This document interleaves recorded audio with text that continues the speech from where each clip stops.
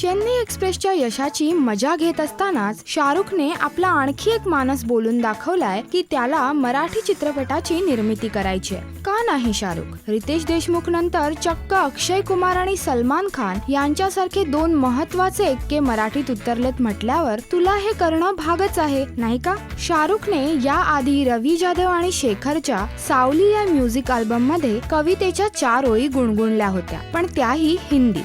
त्यामुळे ते त्याचं काही प्रॉपर मराठीत पदार्पण वगैरे नव्हतं आणि आता त्यामुळे तो मराठी निर्मिती क्षेत्रात पदार्पण करेल असं म्हणतोय. रितेश देशमुखच्या लय भारी या मराठी चित्रपटात सलमान अगदी मराठमोळ्या गेटअप मध्ये एक गेस्ट अपीअरन्स देणार आहे, पण इथे शाहरुख सलमानला कॉम्पिटिशन देणार नाहीये, कारण मराठीत अभिनय करायचा का याबाबत तो काही खास सकारात्मक नव्हता किंवा मराठीत बोलता येईल याबाबतही तो शाश्वत नव्हता. त्यामुळे सलमान सारखी शाहरुखची मराठीत एंट्री होणं तसं अशक्य आहे.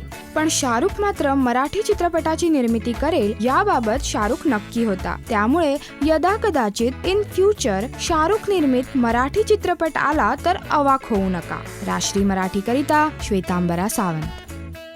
हाय, मी साई ताम्हनकर आणि तुम्ही पाहतात राजश्री मराठी.